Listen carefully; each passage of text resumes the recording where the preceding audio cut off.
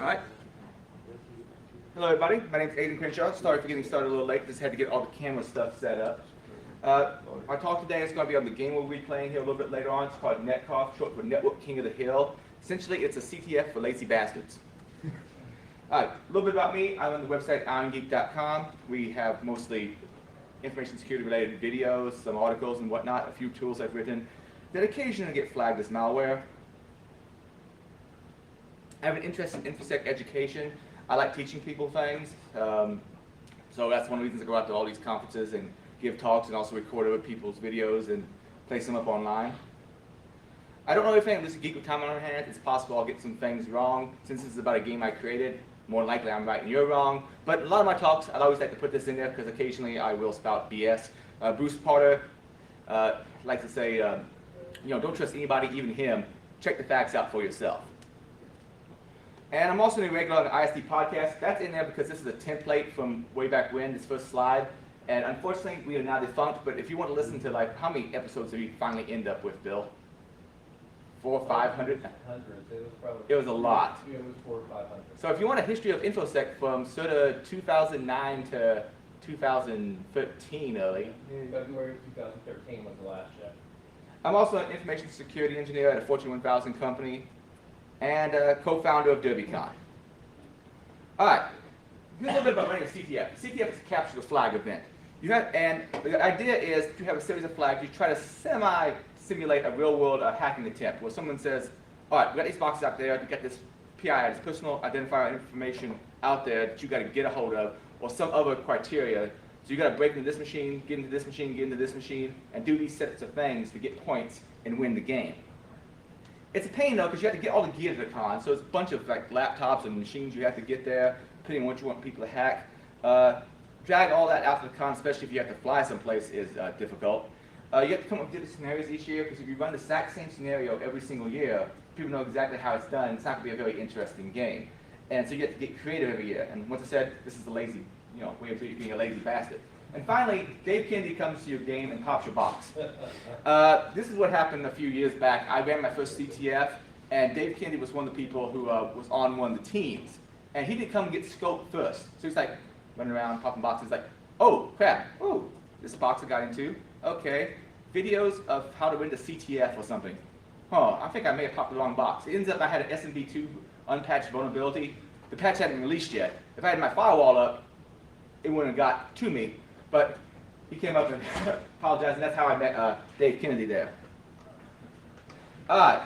The other people on his team was like, great, Martin Boss and Archangel, and yeah, it was a pretty hardcore team, and they're the ones that won the game. Funny thing is, they would have won earlier, and I'll tell you why in a bit. But here's how my first CTF went, just to share the pain of how I set it up and why the NetKotH system makes things a lot simpler if you just want to run a game and have some fun. One of the goals of how I designed the game was so I could demo attack techniques to observers, so people would be going by our tables and going, what are these people doing here? Oh, they're doing real live hacker exercises. That's neat. So we want to show people what exactly we were doing. Also, I wanted everyone to be able to achieve something. I didn't want people to come to the game and go, I just totally got pwned. I didn't get any points.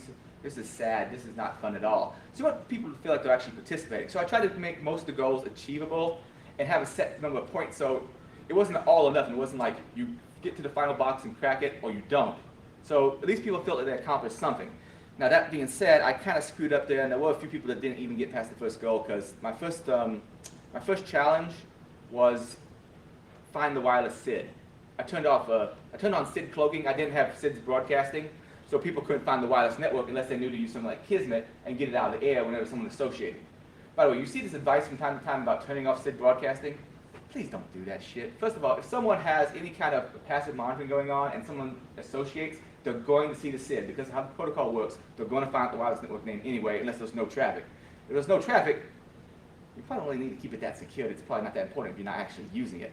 But they're going to be able to find that regardless. And also, in some older systems at least, I think it's gotten better, but in some older systems, if you turn off SID broadcasting, it causes all sorts of connectivity issues. At least it seemed to. But that's a bit of a diversion. All right. This is also why I did the point base. So people would have some feeling that they were accomplishing something in the game. And I had to put all this together from scratch. And I actually got the old Pentium M out of my card I'm going to try to get rid of this weekend that I actually ran the game from. Because back then I was still working at university, wasn't making much money, so I put together everything I could out of a garbage can. Now that I'm still making more money now, that I still find myself pulling stuff out of hazmat piles and garbage cans, because I love old equipment and making it, wow, this is getting thrown out. I can use this for something, which is why my house looks like crap right now. Actually, I've started a website, if anybody, this is, again, another off-topic subject, but I started a website called hackerswapmeet.org, where people can meet up at different cons and say, hey, I'm going to bring this old Cisco gear or this old laptops I have no use for. Who wants to trade? But I sit there, I'll poke that out. Because I'm a digital pack rat, and so I had a lot of stuff laying around. But it was kind of crappy and not exactly as fast as I needed it to be. You also have to haul all this stuff to the conference, which for me, my first CTF was in Louisville, so that wasn't a big issue. But if I had to haul all that on a plane, that'd be bad. The way the first CTF is set up, I essentially just had a router and a wireless camera and a couple VMs running on a laptop and another box, so it would attach the Wi-Fi on and off so people could sniff that SID out of the air. See, Georgia, I had to drive myself here today because you promised me last night that you were going to drive me here in the morning, but no, I had to get here on time myself. What are you talking about? But so I had it basically set up like this, and we'll get to why I have the camera there in a little bit. That was part of the challenge. And so I want to add back into NetKotH, more diverse, weird hardware on the game. So that was where it was set up. I actually have a whole video about how it was set up on my website. And here are the basic steps that people intended to figure out and do during the game. First, they had to figure out how to attach the wireless, which meant usually bringing up Kismet, and since they had a machine constantly associating it, they'd be able to pull that SID out of the air. One person wasn't able to do that, but most people at least got that far, and they got so many points for it. I had to find the IP address of a Windows box. The reason I did that was I wanted people to use OS detection and InMap and figure out, okay, which box is the Windows box? Okay, I think I figured it out. And it's owned by this particular person, and I found it, so I got 5 points.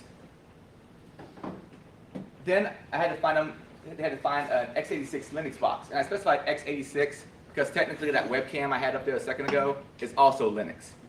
And they got so many points at finding that. I had to find 2 open ports and list them. So these are like little sub-flags, so they at least get a few points for it, so they feel like they're achieving something. Once they get in, they had to find out the admins are running their own internet website on it, and they want to find out what server type it is. I did that in there as a flag just so they show them how to do banner grabbing, where they basically, well, they'll still always do it. InMap will do it for you automatically, or you can tell it to the port and, type some garbage, or, get space / space HTTP /1.1. Do I got that right? No one's correcting me, so I'm assuming I got it close enough. Do a banner grab, and it will report back to you who is running the server. Then I want people to find the administrator's password on the Windows box. Well, the way I had people do that was, as I recall, I had a bunch of vulnerabilities in there. I think this one was still vulnerable to the blaster vulnerability. So people would get in with Metasploit, as Georgia demonstrated yesterday, use a interpreter, dump the password hashes, and crack them. Since I still had landman password hashes on there, that was super easy. Because the way, has anybody heard how landman hashes work? This is a truly dumbass design. They, the essential way it works is they take whatever password you put in, up to 14 characters. As long as 14, it doesn't generate an LM hash. But they take the 14 characters, they split into 2 7-digit chunks, make it all uppercase, and then they use let me see if I remember that. They use it to encrypt a magic number, as I recall, and that becomes the password hash. Did I get that right? Yeah. And the magic number is well known, but it's not, you can't exactly instantly reverse it, but since it's split into 7-character chunks, running through all possible 7-character combinations of, let's say, all letters or all letters and numbers, doesn't take too long on a modern machine. And since it's 7 and 7, the mathematics involved with cracking a 7 and a 7 is much easier than cracking one whole 14. Because once you go through, it basically is the same as running through all possible combinations of 7 characters. And probably you're going to reach it in less time than that. That's the worst case scenario. And once they have that, well, a lot of people use password reuse. So they can use that same password to get into another box. And I can't remember exactly all the scenarios I had them go through, but I think they may use that to get into this box. And if they got into that box, I suppose they could grab the shadow file and also crack the passwords there. And finally, they're supposed to find this TrueCrypt volume that I had up there that had the personal identifiable information. And that was like the final thing to do. Well, actually, the final thing was to crack that. But to crack that, the password was, I believe, in some web application. They had to do certain types of injection to be able to pull the password out. And they had to use some other information to find the password for the non-x86 box. Oh, wait a second. Let me remember this right. No, sorry. The password for the webcam was hidden inside of some other web application in someone's chat list, and they had to do some injections to be able to become that other user. Some kind of like a session hijacking, as I recall. It's been a while since I ran the game.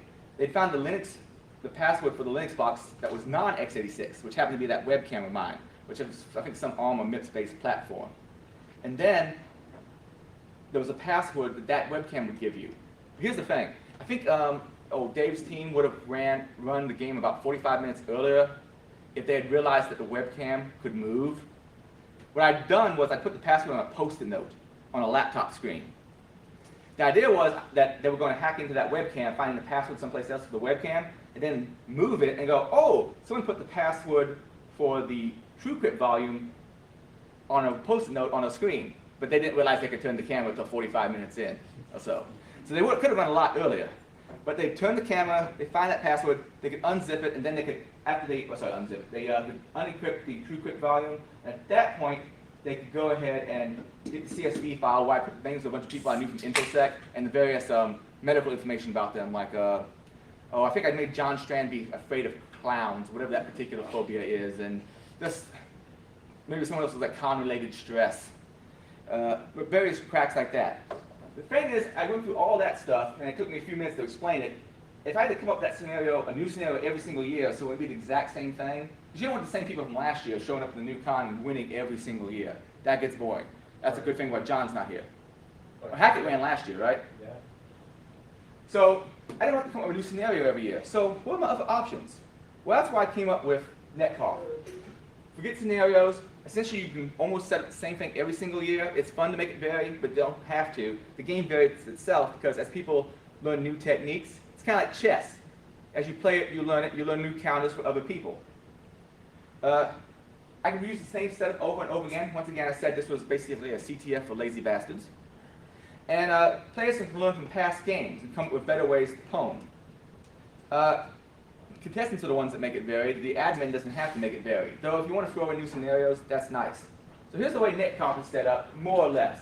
Except for I'm doing this all in one machine with a VM and a software access point at this point. So it's even smaller to carry to conferences. But essentially, you just need the way Network King of the Hill is scored is it's King of the Hill. You're supposed to stay on top. So you're supposed to reach out there and own a box and keep it. So once you get in, if you can patch it or keep other people from taking it away from you, you keep getting points. And for every minute that you keep a box, you get extra points. So the idea is to be King of the Hill. You have a box and hold it. Problem is, and people do different techniques when they get in. Some people concentrate too much on one box and not the entire network, so they end up not getting as many potential points as they could. Another thing is you have to keep potential services running. I mean, people could take down boxes, but they have to actually keep it up and running for them to be able to get points. If they take down the website on it, no one's getting any points. And this is somewhat similar to a real-world attack where you want to get in, but you don't want to be obvious that you've gotten in. Now, if you don't want to be obvious you got in, you wouldn't be defacing the website like we are doing here in a short bit. But you want to keep services up and running. You don't want to be obvious about the attack. And I also made rules where you could attack the network layer because I knew people were going to do that. And I'll explain a little bit more about that in a minute. So here's the way the rules work for the game. First, the teams will be given a range of IPs to attack. Don't attack outside of that. Dave. So they'll have like various vulnerable servers running websites. And respected to get in the box, and I was going to vary which ones. Yes? Well, I kind of want to make clear that you'll be using your own wireless. I'll be using my own wireless network that I'll be setting up. You'll not be using the university's wireless network. Correct. There will be a SID called NetKotH that you'll be joining to play the game. But I set up a range of machines where you can attack. You're not supposed to attack other people's machines that are going to be on the network. Teams try to put their own defacements on the website, and they can do whatever they want as far as defacing it, but to get actual score, they have to use a team tag. And whatever's inside that team tag, that's what's going to be put into the scoring engine for saying, let's say, Bill's Brigadoons, I don't know. I think I was Thundercats. Thundercats, The last okay. time, So yeah. if Thundercats is in the team tag, that's what's going to end up in the scoreboard as who owns it. And every minute or so, it goes through and checks and says who owns this site as of right now. And those people get points. And referees will work as a blue team from time to time. Having someone own a box and no one else be able to get into it gets kind of boring. So referees will occasionally act as blue team, come in and fix problems, or maybe restore an old image to keep things interesting. Or in one case, do some countermeasures to keep people from art poisoning the network. When I originally designed the game, I figured the first thing people would do would art poison the network and not actually own the box. And I'll cover that in here in a second. Some more general rules: only penetrate the host and don't penetrate the scoring engine, because my Python code is probably pretty crappy, so it's possible that you might be able to screw with that. I've tried to make some countermeasures to keep people from XSSing the score box itself, but who knows. DOSing the network and messing with traffic is allowed, though keep in mind if you DOS it too bad and you own some boxes, you're not going to get any points because the score engine can't reach out to the box and get the scores. However, if you're the person winning, and you're still winning right now, DOSing it might actually be a decent technique, because then it won't get other people's scores. So I guess it depends on how far along in the game you are. You got to stay on the NetKotH network while attacking, so make sure that you're on the NetKotH network and not attacking Marshall University, please. I don't think Bill wants angry letters. Or to go to jail. Or to go to jail. Dude, Or to see one else. you're so pretty. The ref may change the rules at will because I'm a jerk. I put it in there just in case weird things happen. And you may view the scores at 10:00:99, which is where I have it set up. Now the scoring engine is fairly simple. Essentially, I originally wrote it in AUDE 3, then I wouldn't be able to do it on anything but Windows as the score box. So I converted to Python instead. And the idea was to make it flexible, simple, fast, and non-blocking. And also cross-site scripting resistant, so people wouldn't be screwing with the score box, because even if it's against the rules, they're still going to do it.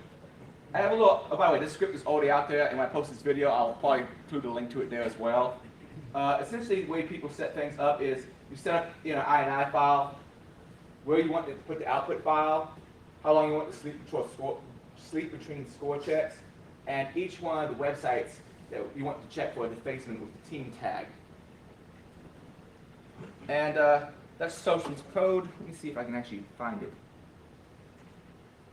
Adrian, I have a question. Yes. I mean, so network layer is in scope, is that correct? Network layer is in scope. Okay. Though once people get really, frisky with that, I end up changing things up some so that that won't work for you. Because letting someone just art poison the network forever and ever, that gets boring really, really quick.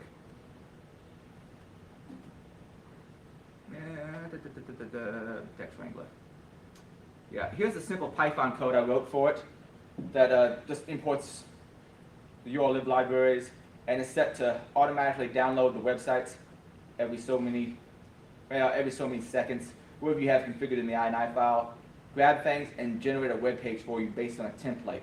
So you can edit the template for different conferences if you want to, but there's not a whole lot of code to it. Python is fairly powerful and simple to use. And I already have this out there. I did a version of this talk for Freaknik. And you can check out the link if you like there. And what happened to my mouse pointer? Oh, there we go.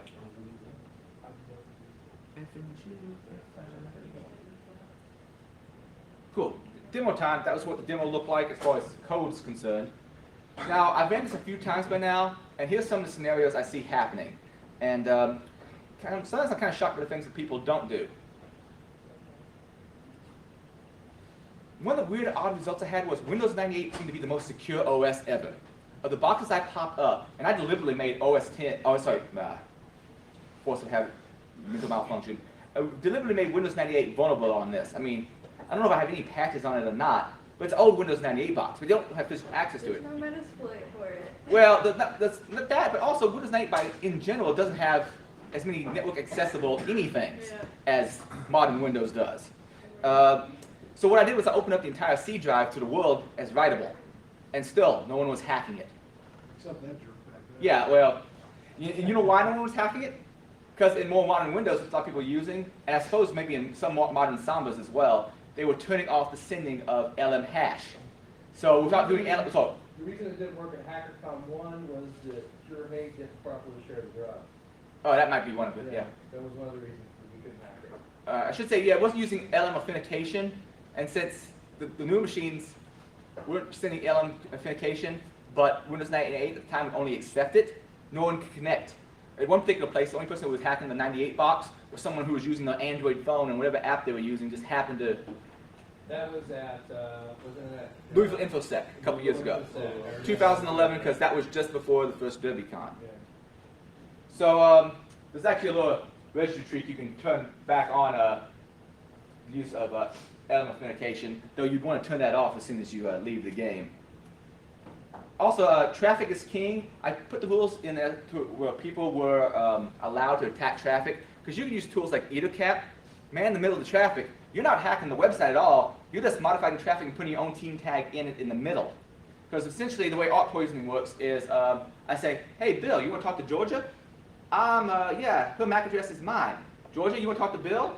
Okay, his MAC address is actually my MAC address. And I'm in the middle passing messages back and forth between them, and they don't necessarily know that someone's in the middle of them.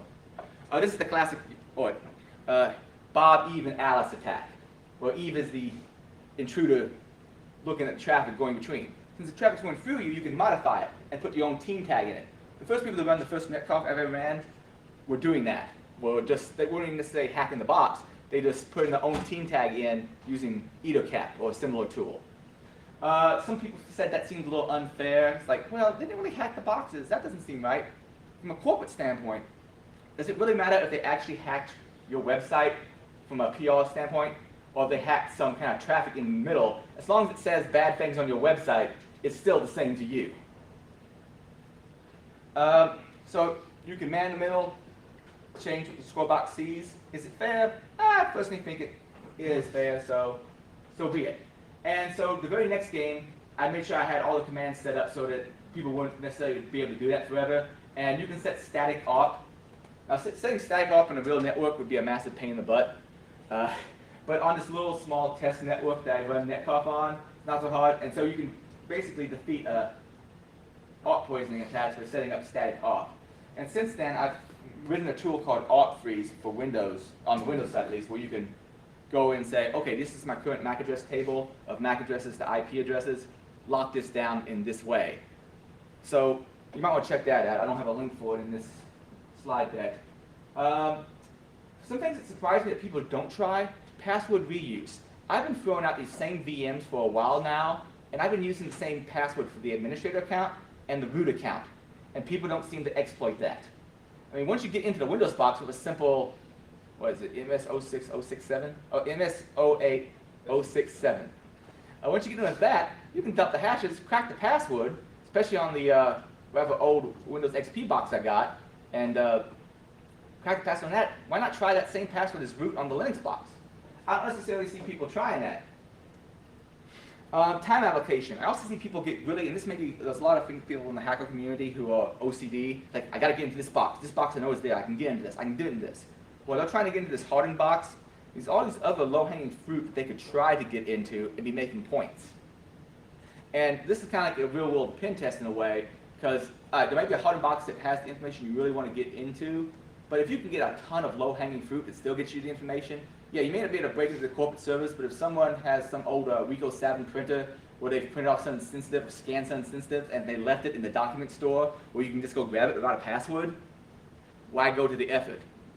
And if you have limited time, low-hanging fruit is the way to go. Also, a thing that kind of shocks me is hoping that the more people play this game, they start getting good at scripting. Because let's say at least something incredibly vulnerable, well, once you deface a site, why not have a script that automatically runs in the background, and whenever you see someone else deface it, you automatically put yours back. And then you get into a war of who can script the best bots to automatically control the network that they currently own. But I haven't seen a whole lot of that as of yet. Now, to make things more interesting, I like to do little inactivity, screw with people. You change with things along the way. Maybe throw in some false flags. Like for instance, I might leave INetPub on the C drive, C INetPub for IIS, but I may leave the directory there, but change where IIS is actually pulling web pages from. I had a buddy once who, great pen tester, knows all sorts of stuff, but he wasn't as familiar with Windows, and so he got into a box like within seconds of seeing it, but he was like, wait, where the hell do they store the files for the website? That took a little bit longer. Is it fairness of a referee being the blue team? I guess it depends on who. I think I'm a fairly fair ref for this, and I don't usually mess with the game too much unless someone's getting so far ahead that it's no longer an interesting game. I was mentioning that before about moving around where WWW is. I do have some ideas for future games, and that's NetKotH in a nutshell. If I have an idea for another game I'd like to design, I'm not sure when and if I'd ever run it. I've been thinking about running this at DerbyCon at some point in time. But essentially, it's a demolition DerbyCon. Everybody brings a laptop as a certain set configuration, or everybody gets a VM for the laptop as a certain set configuration. And you get so many minutes to fix it, and then it goes on the network. And you're fighting other people with that same VM, and you're trying to own their VM, they're trying to own your VM, and essentially you have, a demolition derby on your laptops. And so you have like a own little red team, blue team automatically where you got to protect your network and keep it patched and running, where you're trying to own everybody else's. But I haven't come a long way of that as of yet. And points would be gained by basically grabbing flags off of your opponent's VMs. Like everybody would have their own unique hash on there that you'd have to grab as proof that you own that box at some point in time. Being up and scoreable, I'm not sure how exactly I'm going to do that as of yet, because running the scoring engine for that will probably be harder than NetKotH. And people will come up with various questions like, well, should I spend more time in the first few minutes of the game patching, or should I spend the first few minutes exploiting? Because if you don't patch yourself up very early on, people are more likely to own you, but your best time for exploiting others is before they get an opportunity to patch. So I'd be interested to see how strategies go with that game. And I think it has a lot of nasty potential, but I haven't actually done it as of yet. That's pretty much all I have for my talk and intro to how NetKotH works. I'm about to go set up the entire game system so people can play it. You'll be attaching to, once again, NetKotH. And I have a bunch of rules printed off that we printed off at the business center of the hotel. But before I continue on, I'd like to announce DerbyCon this year is going to be happening at September 25th to the 29th. 25th and 26th, I think it's mostly training, so it's actually, I guess 27th, 28th, and 29th would be the main days for people who are only interested in coming to the main con. And then there's a bunch of other conferences I go to that I wanted to give a shout out, like Louisville InfoSec, SkyDogCon, HackerCon, AutoZone, Freaknik, and NotACon. HackerCon's in West Virginia, by the way. HackerCon's in West Virginia. It's about a 45-minute drive from here. Charles. And I've enjoyed it. I've been to all three of them. So, and that's pretty much all for my talk. If anyone wants to follow me or ask me questions, I have a Twitter account, and or you can just ask questions now, seeing as how I ran through that fairly quickly. Why is your answer to the question always 42? Why is it 42? That's a Douglas Adams reference. Hitchhiker's Guide to the Galaxy. Yes, that's right. What's the meaning of the universe? Or all right, the question's longer than that, but The only thing that I have to add is that who here is a professional penetration tester, and you don't have to raise your hand if you don't want to. I ask you to please team up with noobs. People who've never played before. Please reach out and help your noob. reach out and help people who've never played before. I can't play, I'm not going to leave in the middle of it, but find somebody that's never played before, has an interest, so they can at least watch. If not. We also want to give away a book. You want to give away a book? Oh, yeah, I'll give away a book. Should I come up with a question? I don't have a ticket. We didn't get one. Nobody gave me one. Oh, you have a ticket right here? We need the number, please. Alrighty. 60, 50, 96. Anybody have 60, 50, 96? Can you play with us? 60, 50, 96. Back in the back. Oh, you got an alternative way? You get to pick a Singress book off the table. And unfortunately, the one we're going to use is textbook and fall's already gone. Alright, well, I think that's it for my talk, unless you have some more stuff to say. If you all want to take a break for about 20 minutes, Adrian needs to get set up, and then Georgia probably wants to get herself together before her big talk. Well, you are together. You got your shoulders on. Okay. Need some spikes Take on a those. break. The spikes are for Derby Don't- Con. Okay. Also, don't Doing forget, spike shoes and spike don't forget bags. Hallway Con. You know, that's the time you network with other people at the conference. So take 20 minutes and hang out with each other. Always something you guys. I need a medium.